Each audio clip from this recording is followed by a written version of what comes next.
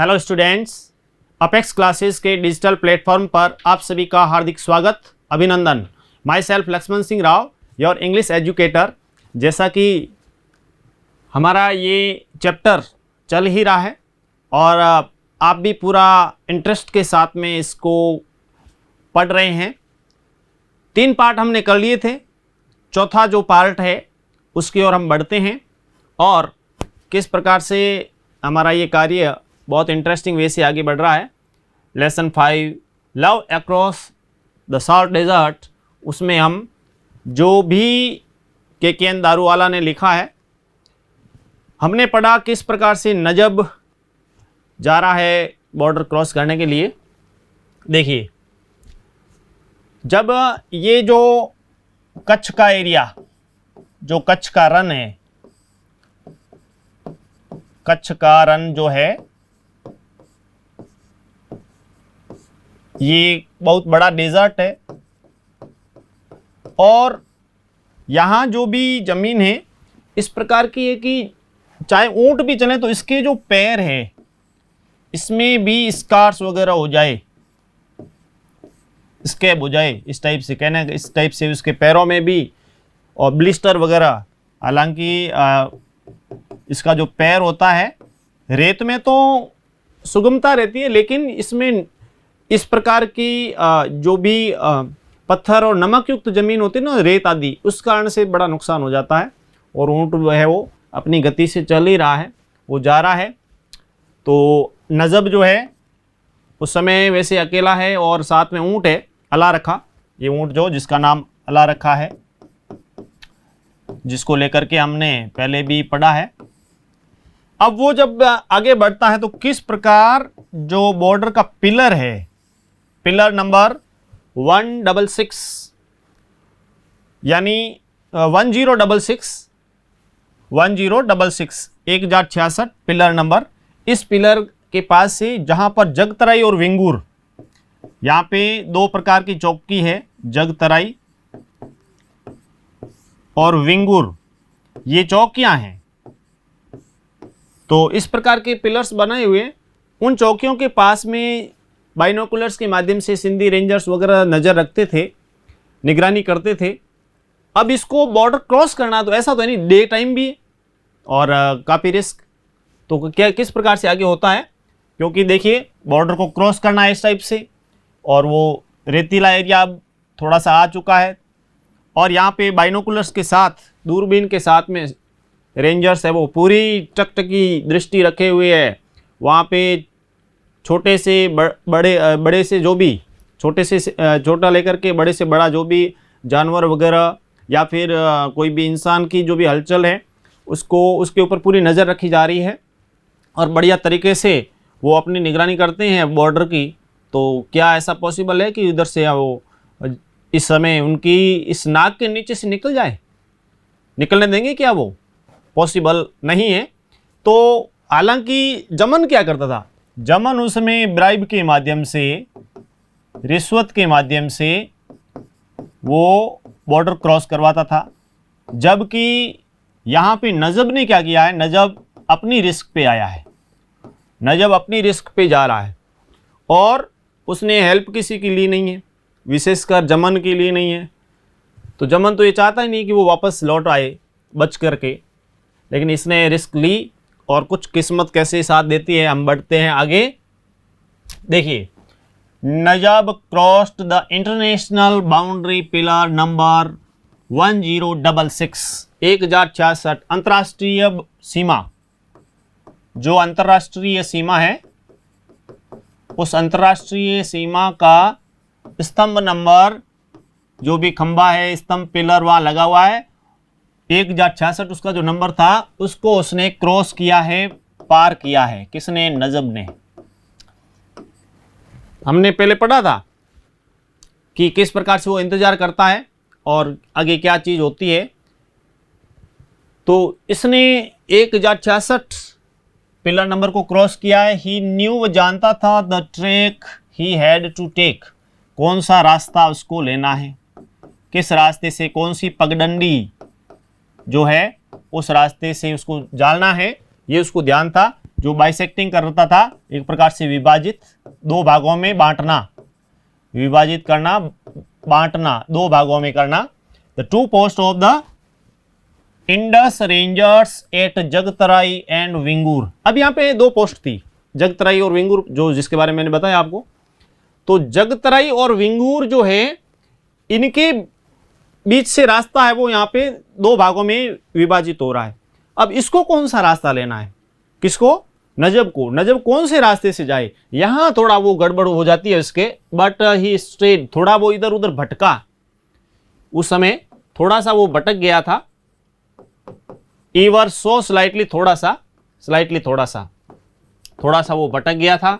And from there watch tower, अब जो निगरानी के स्तंभ थे, क्योंकि जो निगरानी कर रहे हैं सिंधी रेंजर, निगरानी के जो स्तंभ है, टावर है बने हुए बांस युक्त, दिशा थ्रो देयर बाइनकुलर्स, अब जो दूरबीन है उसके माध्यम से वो तो निगरानी रख ही रहे थे जो रेंजर्स है।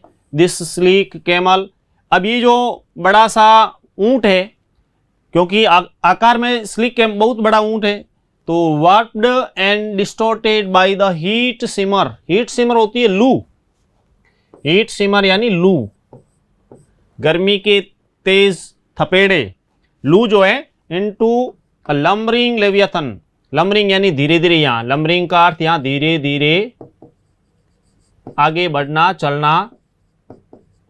लेवियाथन विशालकाय प्राणी, विशालकाय प्राणी, जो समुद्र में एक तिमिंगल नाम का प्राणी होता है, तिमिंगल प्राणी होता है जो समुद्र में पाया जाता है, जो लेवियाथन कहलाता है। और यहां पर एक कहने का अर्थ है जो भी लार्ज शिप, बड़ा जहाज, वैसे ऊंट को जहाज तो कहते ही है, तो यहां पर ये जो समुद्र में पाए जाने वाले तिमिंगल नाम के उस प्राणी की भांति ये विशालकाय प्राणी यानी लार्ज शिप की तरह जो कैमल है वो धीरे धीरे आगे बढ़ रहा है। हालांकि लू के थपेड़े, उस गर्मी ने इनको बहुत ही अधिक परेशान किया है, ऊंट भी काफ़ी है वो उस समय पीड़ित हुआ है, क्योंकि गर्मी और फिर रेत के अंदर से चलते तो उसके जो पैर है और नमक भी है उसमें, इस कारण से रेत में जो नमक होने के कारण काफ़ी उसको नुकसान पहुंच रहा है। जो पैरों के गद्देदार पैर होते हैं और निचला हिस्सा जो है, एक प्रकार की परत जो है, वो परत ऊपरी सी जो चमड़ी की, वो काफ़ी उसको नुकसान हो रहा है ऊँट को, फिर भी ऊँट चल रहा है। तो देखिए इसमें हम क्या पढ़ा कि नजब ने 1066 वाला जो पिलर है उस अंतर्राष्ट्रीय सीमा को पार किया है और वो ऊँट के साथ में वो आगे बढ़ा। तो वहाँ पे जगतराई और विंगूर दो चौकियाँ आई है, वो वहाँ से इसको किस रास्ते पे, यहाँ थोड़ा कन्फ्यूजन उसको हो गया था, लेकिन थोड़ा सा वो भटका भी था, स्ट्रेट हो गया, और लेकिन फिर भी वो आगे बढ़ा और आगे जाकर के फिर उसको वापस, क्योंकि पहले गया था ये अपने पिता के साथ, चाचा के साथ में, तो वहाँ थोड़ा कन्फ्यूजन हुआ था कि इस रास्ते जाना है या इस रास्ते, उसमें गड़बड़ हो गई थी, लेकिन फिर भी आगे जाकर के वापस वो अपने जो भी उसका गंतव्य स्थल डेस्टिनेशन था उसकी ओर आगे बढ़ा। वहाँ पर जो वॉच टावर करने वाले बाइनोकुलर से रेंजर्स वगैरह देख रहे थे, और ऊँट जो है इतना विशालकाय प्राणी, तो पर क्यों न दिखे, दिखना तो है ही, और दूरबीन से तो बिल्कुल ही दिख जाए।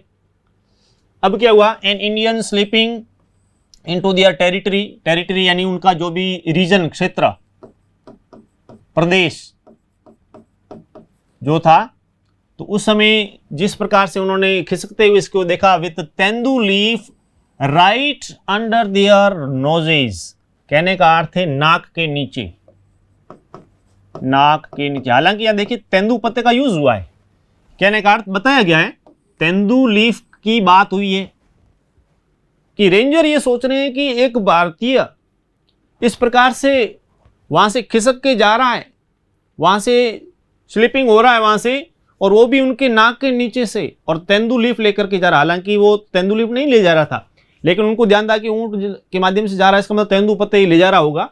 तो ये बाइनोकुलर से देखने वाले सैनिकों ने नजब को देख लिया था, and that too without paying any hush money, hush money का अर्थ हो गया ब्राइब, रिश्वत, कहने का अर्थ है उनको एक प्रकार से मुंह भराई, कि उनको कुछ दिया नहीं और विदाउट परमिशन जा रहा है, ऐसे कौन जाने देगा।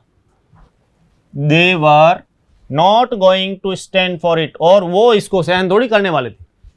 ऐसा कैसे हो सकता है, हमारे को तो कहे ना कि खर्ची तो दी नहीं है, और खर्ची नहीं दी और बिना खर्ची की जा रहा है, हमारे को कुछ दिए वगैरह और हमारे नाक के नीचे से, कैसे पॉसिबल हो सकता है, जाने नहीं देंगे। Najab was in a trance, now events flashing past him. अब उसने क्या किया, उसने अपने जो चीज़ें पूर्व में घटित हुई थी, पूर्व में घटित जो घटनाएं थी उस पर उसका ध्यान गया, उसको उन्हें याद किया। Like figures on a screen, ऐसे लग रहा है कि वो एक प्रकार से स्क्रीन, यानी उसके सामने वो दृश्य आ रहे हैं, जैसे स्क्रीन पर आते हैं वैसे उसके सामने पूरी घटनाएं, जो पहले वो गया था ना, वो चीजें उसके सामने दृश्य पटल पर सामने आ रहे हैं, उस स्क्रीन पर दृश्य पटल पर वो घटनाएं सामने आ रही है। The mile long chase, chase यानी पीछा करना, अनुसरण, पीछा करना, अनुसरण करना। द फायरिंग फ्रॉम बिहाइंड, अब वो बढ़ रहा है तो पीछे से फायरिंग हो रही है, क्योंकि रेंजर्स ने देख लिया कि हमारे को कुछ दिए वगैरह जा रहा है, रिश्वत वगैरह, मुंह भराई, खर्ची दिए वगैरह जा रहा है, और ऐसे कैसे चला जाएगा, तो उन्होंने पीछा किया, फायरिंग की। The spent bullets flipping in the sand, और वहां पे क्या हुआ कि उन्होंने गोली चलाई, लेकिन वो गोलियां रेत में ही घुस गई। And then the rising wind, उस समय क्योंकि हमने पहले पढ़ा था कि जैसे ही रेत का गुबार उठा था, उस समय नजब ने फायदा उठाने का सोचा कि रेत का गुबार उठ गया है, आसमान में चारों तरफ धुआं है, तो क्यों ना वो इसका फायदा उठाए और इसके माध्यम से क्या करे, बॉर्डर क्रॉस कर जाए। तो उसने ऐसा ही किया, लेकिन बाइनोकुलर से जो भी इतना बड़ा ऊंट होता है तो दिखना ही था, दिख गया, और रेंजर्स ने पीछा किया। हालांकि रेत के कारण निशाना वो चूक गए, और लेकिन फिर भी वो पीछे दौड़े उसके। Wind which churn the dust into his eyes, आंखों में, churn the dust into his I means आंखों में धूल भर जाना, उसकी आंखें जो है धूल से भर गई। तेज गति से ऊंट दौड़ रहा है, रेत का गुबार भी था। And then rose between the hunter and the hunted, शिकार और शिकारी, शिकारी, हंटर शिकारी जो है, और शिकार, प्रे, हंटेड, प्रे यानी शिकार, शिकार और शिकारी। शिकार तो कौन है, शिकार है नजब, शिकारी कौन, जो भी रेंजर्स, तो वो उसका शिकार करने, कहने का मतलब उसको निशाना बनाने के लिए पीछे भागे, गोलियां भी चलाई, लेकिन होता क्या है, when the dust settled half an hour later, rangers ने पीछा किया, दौड़ते गए, गोलियां भी चलाई, गोलियां बस रेत में समा गई, लगी नहीं, और उस गुबार का फायदा नजब को मिल गया, रेत के गुबार का, कि वो काफ़ी दूरी उनके बीच में होगी। और जब रेत का गुबार सेटल डाउन हुआ, जब रेत वापस जम गई, शांत हो गया वो गुबार, तो क्या हुआ, लगभग हाफ एन आवर, आधा घंटा later, he was alone in the Rann, तो उसके बाद में जो नजब है वहाँ पे अकेला, कहने का अर्थ अपने ऊँट के साथ में, पीछे जो सैनिक आ रहे थे, रेंजर्स आ रहे थे, वो वहीं रह गए, उन्होंने बीच में दूरी काफ़ी हो गई और ये भाग के निकल गया। अब आगे क्या होता है, उससे पहले एक बार देख लीजिए कि किस प्रकार से यहाँ पर बिना पे, विदाउट पेइंग यानी बिना भुगतान, कि किस प्रकार से इस क्षेत्र में, कि बॉर्डर एरिया में ये आदमी घुसा है ऊंट के साथ, और हमारे नाक के नीचे से ऐसे प्रवेश कर रहा है, बॉर्डर क्रॉस कर रहा है, और हमारे को रिश्वत दिए बगैर, ऐसा कैसे हो सकता है। और उधर क्या है, नजब जो है, नजब के आंखों के सामने पूरी जो घटनाएं, पुरानी घटनाएं थी, जो भी उसने जो बॉर्डर पार किया था, वो दृश्य पटल पर उभर आई, और उसने क्या किया, देखा कि पीछे से रेंजर पीछा कर रहे हैं, गोलियां चलाना शुरू कर दिया है, तो फायरिंग भी हुई, और लेकिन जो गोलियां थी वो बेकार रही, वो रेत में घुस गई। फ्लिपिंग इन द सैंड, रेत में घुस जाना, रेत में प्रवेश कर जाना, निशाने तो लगाए तो, लेकिन रेत में ही धमाके के साथ में रेत में वो प्रवेश कर गई, और वहाँ से वो आगे बढ़ता है। नजब की आंखों में भी धूल भर गई थी, लेकिन फिर भी वो आगे गया। और बाद में जैसे ही रेत शांत हुई, जो भी रेत का गुबार शांत हुआ, आधा घंटा से अधिक समय लगा और वो इस प्रकार से अकेला उस रण के क्षेत्र में वहां पर पहुंचा है आगे। The next few hours pass in A days, भय, डर, मॉर्टली स्केयर्ड, और वो बहुत अधिक, अत्यंत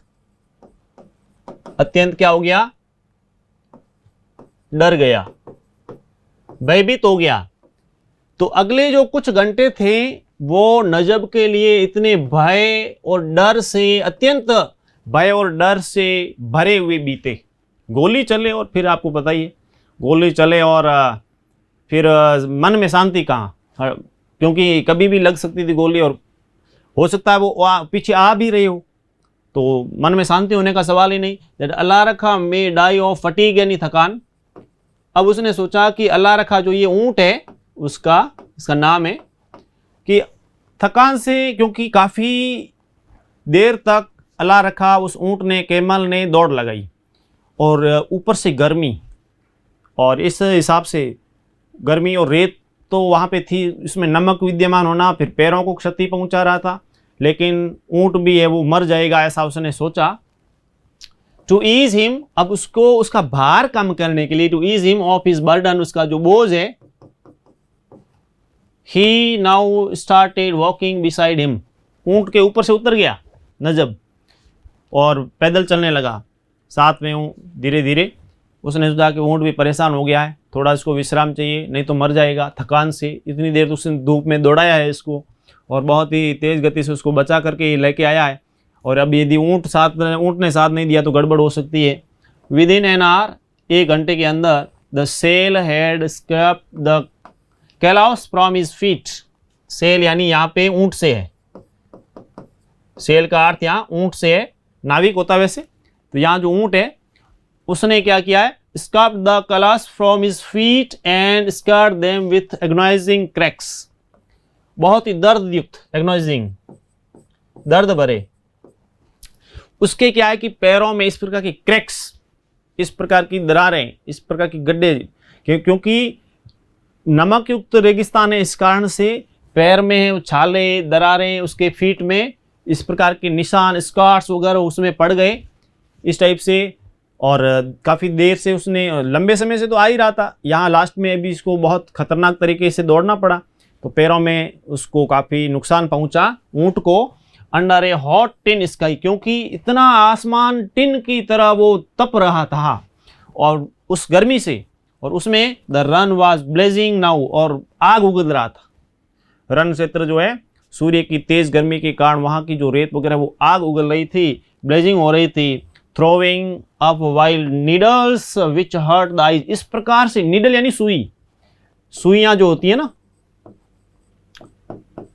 जिस प्रकार से सुई होती है और जैसे आंखों को बेध रही हो सुई, बहुत खतरनाक। सुई तो बड़ी बात होगी, आंख के लिए तो रेत का छोटा कण होता है, वो भी यदि आंख में प्रवेश कर जाए तो हमारे को कितना दर्द होता है, तो सुई की तो बहुत बड़ी बात। जिसे तो इसी से अंदाज लगा सकते हैं कि जैसे सुई है वो कैसे शरीर को बेध रही हो, उसी प्रकार से सूर्य की वो गर्मी वहाँ पर उस तपन से न केवल नजब को बल्कि उस ऊँट को भी परेशान कर रही थी, तपा रही थी।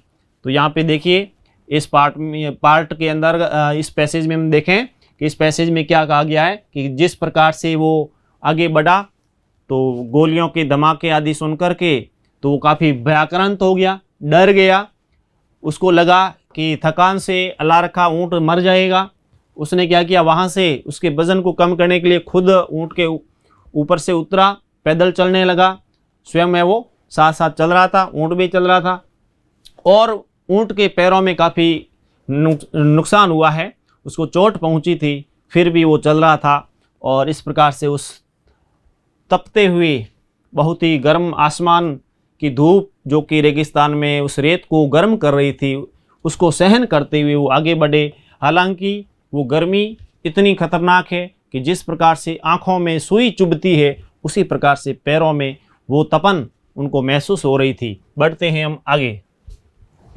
एंड एज द रन पल्पिटेटेड, और जैसे कि रन जो है वो किस प्रकार से उस समय आग उगल रहा था, कैसे गर्म हो रहा था, और वो फैला हुआ जो palpitated, it haunted him with its mirage. अब वहाँ मिराज यानी जो मृग मरीचिका जिसका हम पहले बता चुके हैं। तो जैसे जैसे वो रन का क्षेत्र है वो ऐसे एहसास हो रहा है जैसे मृग तृष्णा, मृग मरीचिका, क्योंकि कहीं पर गड्ढे, कहीं पर और दूर से दिखा जैसे पानी हो। पूल्स ऑफ शैडो यानी जैसे तालाब की परछाई, क्योंकि मृग मरीचिका जो होती है उसमें क्या होता है, रेगिस्तान में हम जब गर्मी का मौसम हो तो उस समय ज़्यादातर दिखाई देता है कि दूर से हमारे को ऐसे लगता है जैसे तालाब है, पास में जाए तो वो आगे से आगे बढ़ता जाता है, पानी होता नहीं है। और इसको देख करके क्या हिरण जो होते हैं, मृग मरीचिका इसलिए इसको कहा गया कि जो मृग यानी हिरण है, हिरण जो होता है जब रेगिस्तान में इस प्रकार से उसको लगता है कि पानी है तो वो जाता है और चला जाता है, जैसे तो वो आगे बढ़ती जाती है, पानी तो होता नहीं है, तो वो केवल आभास मात्र होता है, तो वो भी आगे बढ़ता जाता है और किसी का शिकार बन जाता है। तो यहाँ पर क्या है, वो मिराज उस मृग मरीचिका की भांति यहाँ का जो रेगिस्तान है उसने इसको भी इस प्रकार से आगे बढ़ने के लिए मजबूर कर दिया। Scooped half moons of water, और कहीं पर इस प्रकार वो जो गड्ढे वगैरह है, स्कूप जो बने हुए हैं गड्ढे, उन गड्ढों ने क्या है कि एक प्रकार से अर्ध चंद्रमा, हाफ मून्स ऑफ वाटर, पानी के अर्ध चंद्रमा की भांति वो दिखाई दे रहे हैं। ये मृग मरीचिका के कारण वहाँ के जो गड्ढे वगैरह, वहाँ का एरिया, रन का क्षेत्र। Horse of wandering as if in trance, तो इस प्रकार से वो रास्ते में कई घंटे तक भटकते हुए आगे अपने रास्ते में बढ़ा। Attempting to lick the receding edges, lick यानी चाटना, द रेजिडिंग एजेस, एजेस यानी किनारे ऑफ द मिराज, एज यानी किनारा। तो उस मृग मरीचिका के उन किनारों से आगे बढ़ते हुए वो जो उसको दृश्य दिखाई दे रहा है, तो वो आगे बढ़ता है। देन लाइट थिनिंग अवे, और उस समय क्या है कि तभी रोशनी कम हुई। थिनिंग अवे एक प्रकार से पतला हो जाना, पतला होना कहने का अर्थ है यहां पर इस प्रकार से मध्यम हो जाना, मध्यम हो जाना यानी प्रकाश कम पड़ जाना। एन आवर और 2 लेटर, लगभग 1-2 घंटे बाद में, डस्क जो गोधूली वेला, शाम का समय, गोधूली कहने का शाम का समय जो है, and a thin plum of smoke, thin plum of smoke यानी बादल का एक प्रकार से पतला सा, जो बादल का पतला सा एक प्रकार से धुआं, rising from the dung fire. Dung fire क्या होती है, जो भी जो उपले अपने जो गोबर होता है ना, गोबर के उपले जो होते हैं उनका जो धुआं होता है, उनकी जो आग है, ऐसे लग रहा है कि जब हम डंग को, काऊ डंग को, गोबर को जब जलाते तो वो जो धुआं उठता है, तो यहाँ बादल रूपी धुआं उठ रहा है, वो उसको दिखाई दिया। अल्लाह बी प्रेज्ड, कि अल्लाह अब है वो, कहने का अर्थ अल्लाह उसकी रक्षा करे, उसकी हिफाजत करे। He was now with in range, वो अब अपनी उस रेंज में पहुंच गया है जहाँ उसको सुरक्षित महसूस हो रहा है कि यहाँ अब मैं, उसका जो डेस्टिनेशन है उस दायरे में वो पहुंच गया है। लेकिन उससे पहले क्या होता है कि थोड़ा इस प्रकार का गुबार, क्योंकि सूर्यास्त की तरफ बढ़ रहा है सूर्य, और धुएं का जो गुबार है वो उसको दिखाई दे रहा है। वैसे होता है इवनिंग टाइम में रेत आदि जो उड़ती हुई तो शांत होती है, तो उस समय गुबार फिर भी दिखाई देता है, अंधेरा हो जाता है थोड़ा सा, तो उस टाइप का यहाँ पे स्मोक, यहाँ पे धुआं हुआ है। तो देखिए इस पैसेज में वापस कि जो रन था इस प्रकार से उबल रहा था, धुएं का गुबार था, उसने इसको काफ़ी हॉन्टेड कर दिया, एक प्रकार से डरा दिया। और जो मिराज कहने का अर्थ मृग मरीचिका है, उसके कारण कहीं पे गड्ढे, कहीं पर इस प्रकार से स्विमिंग पूल, अर्ध चंद्रमा दिखाई दे रहे थे, लेकिन वहाँ से वो आगे बढ़ते हुए वो है वो उस मिराज को, मृग मरीचिका जो है उसको क्रॉस करते हुए वो आगे बढ़ता है। और साथ ही साथ जो भी सूर्यास्त का जो समय है वो हो रहा, तो उस समय आसमान में भी ऐसे हल्के से बादल उसको दिखाई दिए, और रेत का गुबार तो बिल्कुल शांत हो गया है। वो बादल का पतला धुआं जो है, जैसे गोबर के धुएं से किस प्रकार से धुआं उठता है और वो पतलापन लिए हुआ होता है, वैसा ही आसमान में उसको दिखाई दिया। उसको लगा कि अल्लाह ईश्वर उसकी रक्षा करे और वो इस प्रकार से अपने उस रेंज में पहुंच जाता है जहां वो सोचता है कि अब मैं सुरक्षित हूं। नेक्स्ट में देखिए, he waited for night to descend. उसने सोचा कि अब डिसेंड यानी उतरना होता है वैसे, तो कहने का अर्थ है अब रात्रि उभर आए। कहने का अर्थ है कि रात्रि हो जाए, उसका इंतजार किया कि अब रात्रि थोड़ा सा शाम, गोधूली वेला तो वैसे हो गई थी, हमने पढ़ा कि डस्क तो हो गई थी। अब उसने सोचा कि अब थोड़ी रात्रि घिर आए, थोड़ी रात हो जाए। And then struck and hobbling on his toes. Hobbling यानी एक प्रकार से इधर उधर, जिसको हम लंगड़ाते हुए कह सकते हैं, एक प्रकार से लंगड़ा कर, झूलते हुए, लंगड़ाते हुए, झूलते हुए, और वो भी अपने टोज पर, पैरों का जो आगे का हिस्सा है उन पर, और वो आगे बढ़ता है। फॉर दिस डेजर्ट ओडिसी, ये जो उसकी रोमांचकारी ओडिसी होती है, रोमांचकारी यात्रा, और उस रेगिस्तान की रोमांचकारी यात्रा जो उसने की थी, had cost him his heels. Heel यानी एड़ी, हील्स यानी एड़ी, एड़ियां। तो उस रोमांचकारी यात्रा को उसने किया है, लेकिन उसकी जो एड़ियां वगैरह क्षतिग्रस्त हो गई है, उस एड़ियों में दर्द भी हो रहा है, कुछ छाले वगैरह, ब्लिस्टर वगैरह भी हो गए हैं। लेकिन उस यात्रा के, उस गंतव्य स्थल की ओर वो बर्ड अपने टारगेट तक लगभग पहुंचने वाला है। विद इन एन आवर, लगभग 1 घंटे के अंदर, he was at the cloth sellers door. लगभग 1 घंटे में वो उस क्लो सेलर, कौन है क्लो यानी लवंग, लवंग विक्रेता कौन है, क्लो सेलर के दरवाजे पर, कहने का अर्थ वो 1 घंटे में, लगभग 1 घंटे में काले शाह के घर के दरवाजे पर होगा। कौन सोच रहा है? नजब सोच रहा है कि 1 घंटे में तो मैं पहुंच ही जाऊंगा फातिमा के पास। तो यहां पे वो आगे बढ़ता है। Fatima rose from her bed like a panic stricken doe, एक प्रकार से भयाक्रांत,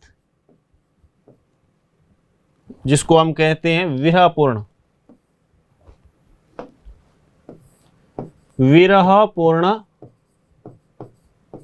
हिरनी की तरह। तो वह एक दुख और दर्द से भरी हुई जो हिरनी होती है, उसकी तरह, डो की तरह फातिमा उठ खड़ी हुई। Called out her name softly, धीरे से through the window bars. Window यानी खिड़की की जो बार्स, छड़ियां, सलाखें जो होती हैं, उसके पास से नजब ने फातिमा का नाम पुकारा खिड़की से। It took some anxious moments, तो थोड़े चिंतित पल थे। For it to sink in यानी एक प्रकार से उसको पहचान करने में, जानने में, क्योंकि एकदम से वो आया है, शाम का समय, उसका नाम कौन पुकारा? It was Najab. तो फातिमा को थोड़ा सा एकदम, क्योंकि उसका नाम पुकारा खिड़की में से उसने, तो पहले तो पहचानने में थोड़ा उसको समय लगा फातिमा को कौन है, और फिर बाद में उसको पता चला कि ये तो नजब है। हर लस्ट्रस आईज, लस्ट्रस चमकीली, आईज आंखें, उसकी जो चमकीली आंखें, लिट अप चमक उठी। The dark of the room, कमरे के उस अंधेरे में। S he open the door, जैसे ही फातिमा ने दरवाजा खोला, और दरवाजे के खोलते ही उसकी जो आंखें हैं, देखिए उसका वर्णन कर रहा है कि उसकी आंखों में इतना प्रकाश है कि कमरा भी चमक उठा, कमरे में भी रोशनी हो गई, और नजब आ गया है, नजब पहुंचा है वहाँ पे फातिमा के उस रूम पर, और खिड़की में से उसने नाम पुकारा। तो पहले फातिमा ने सोचा पता नहीं कौन है, लेकिन बाद में देखा कि नजब है। तो यहाँ पे वापस देखिए इस पैसेज में कि नजब ने पहले रात्रि के होने का इंतज़ार किया, कि थोड़ी रात हो जाए, थोड़ा सा अंधेरा हो जाए, उसका इंतज़ार किया। पैरों से वो लंगड़ाते हुए चल रहा था, काफ़ी दूर तक उसने भी यात्रा की है पैदल।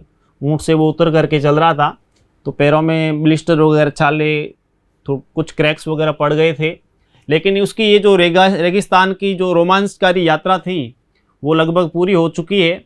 एड़ियों में दर्द वगैरह हो गया है। उस दर्द के बावजूद भी उस कोस्ट पर भी वो पहुंचा है। With in an hour he was at the close sellers door. उसने सोचा कि लगभग 1 घंटे में वो मसाला विक्रेता काले शाह के घर पर होगा जहाँ फातिमा है, और फातिमा के लिए ही तो वो आया है। फातिमा रोज़ पर अब वहाँ से जैसे वो पहुँचता है खिड़की के पास जाकर के, तो जैसे ही वो खिड़की में से पुकारता है, फातिमा, धीरे से बोलना, ज़ोर से नहीं। ज़ोर से बोले तो उधर काले साहब बैठे हैं। तो यहाँ पे वो अपने बेड से, बिस्तर से उठी और हिरनी की तरह, जो वीरपूर्ण हिरनी होती है और दुख दर्द में पीड़ित, तो उसकी भांति वो उठ खड़ी होती है कि किसने उसका नाम पुकारा है। तो जैसे उसका नाम धीरे से बोला गया, वो उठी अपने उस बिस्तर से और खिड़की में से देखा, तो वहाँ देखा कि कौन है। कुछ पल उसको लगे कि आदमी कौन है, पहचानने में। तो नजब को पहचानने में उसको थोड़ा सा समय लगा, लेकिन उसने पहचान लिया। फिर उसने देखा कि ये तो नजब है, ये इट वॉज नजब।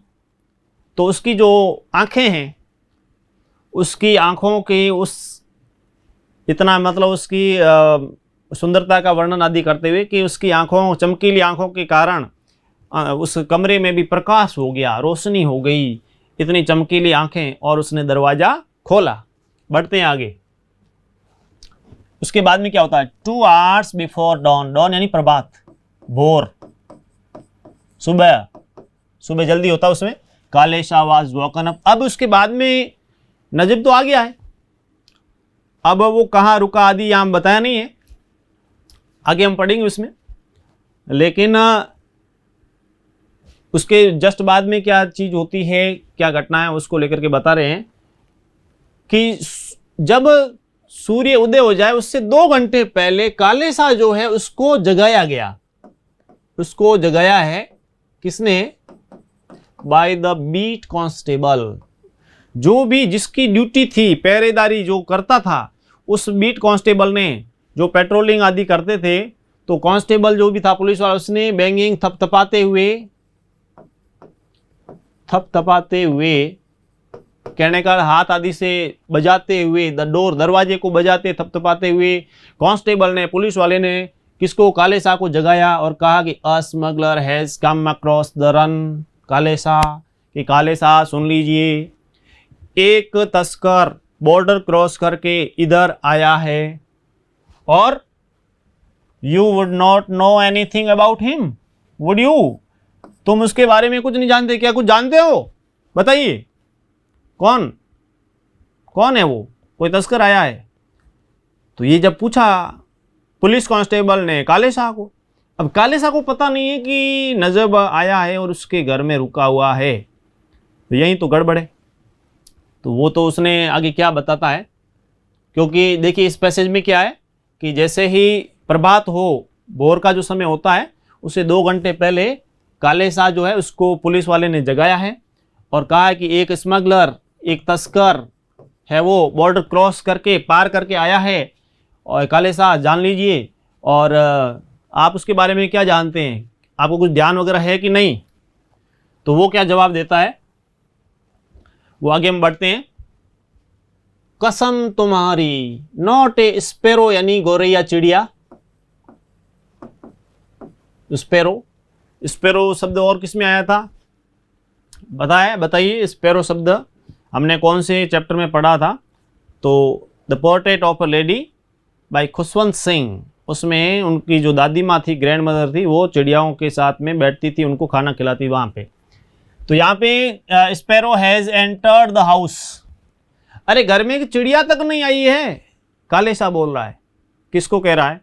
कांस्टेबल को कह रहा है, अरे कसम तुम्हारी, यहाँ कोई नहीं एंटर हुआ है, और द विलेज, न तो मेरे घर में और न ही गांव में चिड़िया तक नहीं आई है, चिड़िया ने भी प्रवेश नहीं किया। Even the dogs have not been barking tonight. Barking यानी भौंकना, कि आज रात को कुत्ते भी तो नहीं भौंक रहे थे, कुत्ते भी तो नहीं भौंक, क्योंकि अनजान व्यक्ति जब आता है एंटर तो कुत्ते भौंकते हैं। उसने कहा कुत्ते भी नहीं भौंक रहे थे, तस्कर आया है तो कैसे आ गया।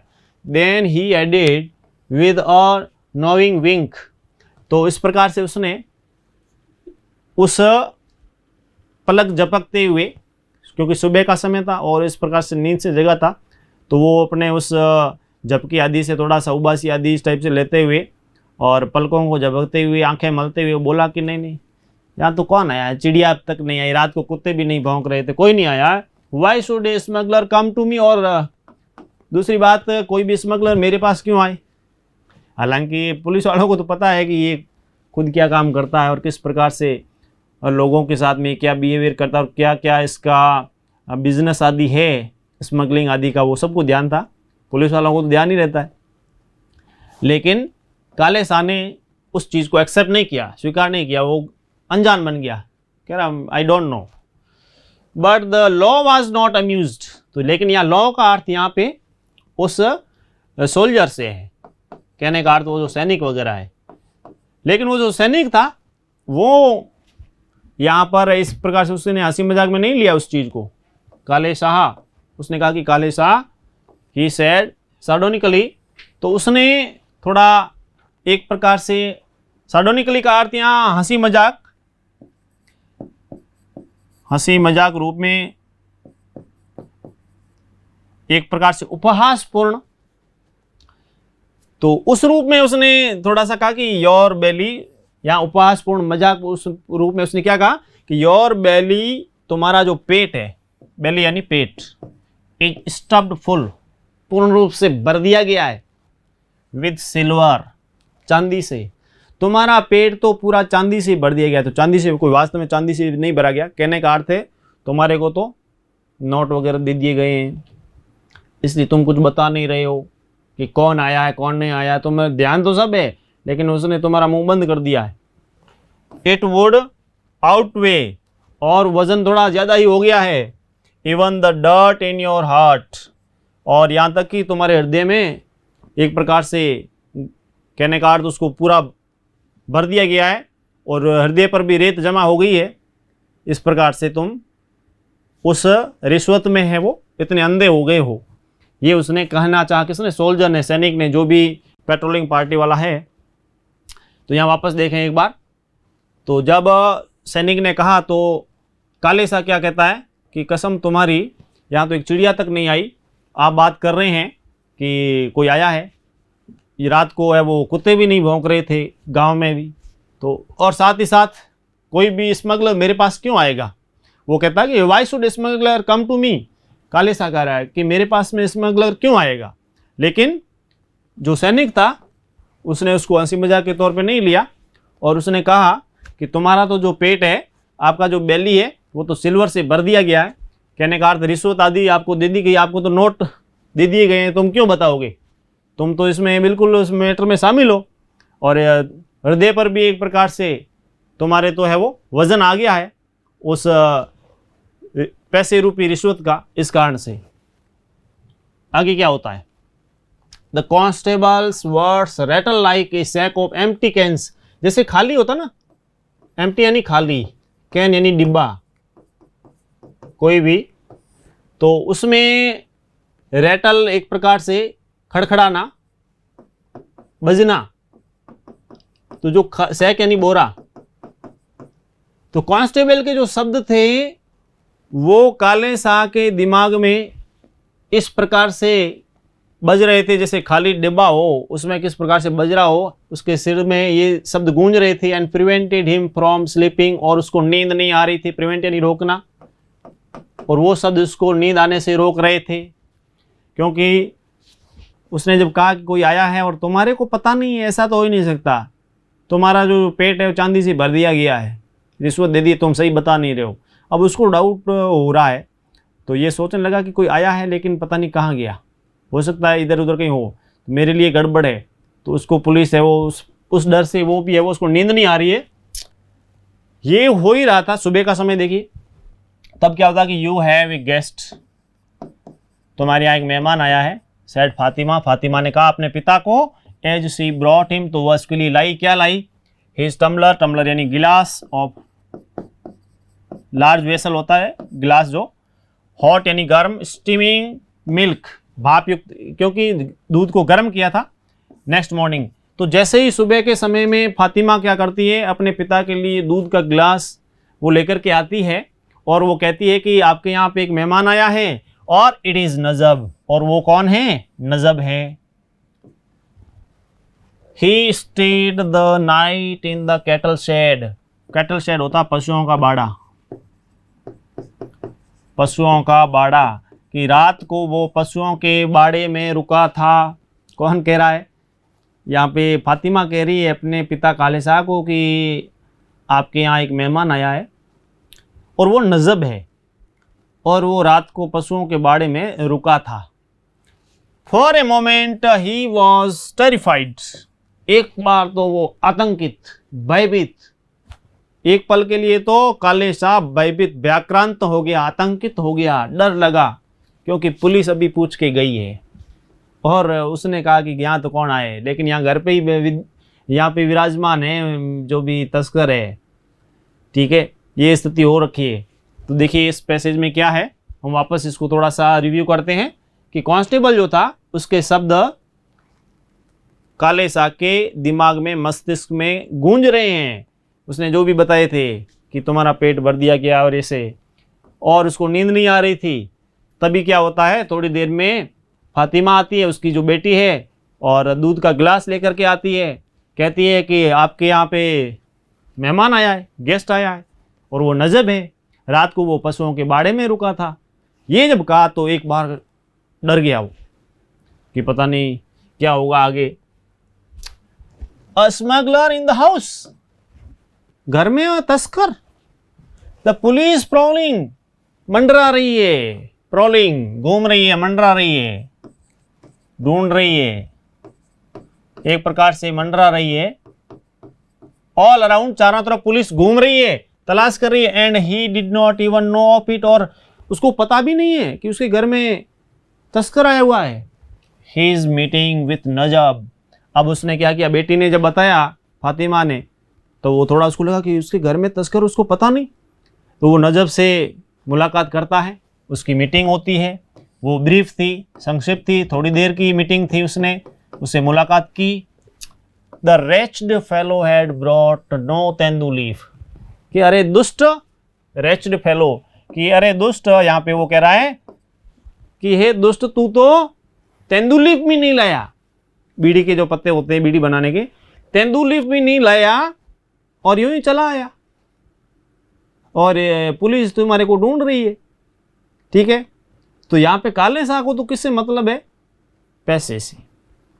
वो अपना स्वार्थ सिद्ध करना चाहता है, बस पैसे दो तो फिर वो, क्योंकि उसने अपनी जो मीटिंग है शुरू में ही दर्शा दिया कि अपना काम होगा तो ही, तेंदू लीफ नहीं लाए हो तो अपने मतलब ही नहीं, अपने तरफ से फ्री, नो स्टे हियर, यहाँ पे कोई मतलब, यहाँ पे मैं नहीं रुकवाऊंगा और साथ ही साथ किसी प्रकार की जो भी है वो हेल्प नहीं करूंगा, इस प्रकार का उसने मैसेज देना चाहा है। तो ये अपने इसके अंदर क्या होता है, देखिए, स्मगलर इन द हाउस, काले शाह को पता चलता है कि घर में तस्कर, और पुलिस चारों तरफ घूम रही है, तलाश कर रही है, ढूंढ रही है, एक प्रकार से मंडरा रही है, और उसको पता भी नहीं। और वो फिर जाता है, नजब से मिलता है, उनकी मुलाकात ब्रीफ होती है, संक्षिप्त मुलाकात होती है, थोड़ी देर के लिए होती है, और वो कहता है कि दोस्त आया और साथ में तेंदू पत्ते भी नहीं लाया, तेंदू लीव्स भी नहीं लाया, मेरे फिर क्या मतलब, ऐसा उसने सोचा, क्योंकि काले शाह को तो पैसों से मतलब था। तो ये हमने पढ़ा, आज जो यहाँ तक लेते हैं, और इसका जो अंतिम पार्ट जो है वो हम नेक्स्ट क्लास में लेंगे, और किस प्रकार से नजब और काले शाह के बीच में आगे संवाद होता है, किस प्रकार से नजब वापस अपने गांव खावदा लौटता है, और किस प्रकार की बात होती है, उसको लेकर के हम नेक्स्ट में पढ़ेंगे। लाइक और शेयर ज़रूर करें, आप देखते तो हैं, लाइक शेयर सब्सक्राइब आदि भी करें, जो भी फेसबुक व्हाट्सएप आदि के ऊपर, वहाँ पर भी इसको शेयर करें। शब्द में आते हैं तो उसमें देखिए, मैं आपको शब्द दे रहा हूँ, उसको लेकर के आप ज़रूर है वो इसमें ज़रूर लिखें। तो एक तो आप देखिए यहाँ पे एक तो आप लिखेंगे संक्षिप्त का क्या मीनिंग है, एक तो ये, और दूसरा हो गया तस्कर। इंग्लिश के लिए आपको वर्ड्स दे रहा हूं मैं। एक तो हो गया डेज और क्रेज।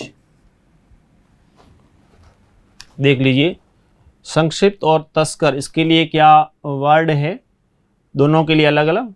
डेज और क्रेज, इसको हिंदी में लिखना है, इसको इंग्लिश में लिखना है, ठीक है। पूरे विश्वास से कहता हूँ कि कहानी रुचिकर भी है, आपको समझ में भी आ रही है और बहुत ज़बरदस्त तरीके से हम आगे बढ़ रहे हैं। मिलते हैं नेक्स्ट क्लास में। Thank you. सब्सक्राइब करें हमारा apex classes edutech YouTube channel, साथ ही बेल आइकन को क्लिक करना बिल्कुल ना भूलें, ताकि आगे आने वाले सभी यूट्यूब वीडियोस की अपडेटेड नोटिफिकेशंस सबसे पहले आपको मिले। Apex classes edutech, subscribe now.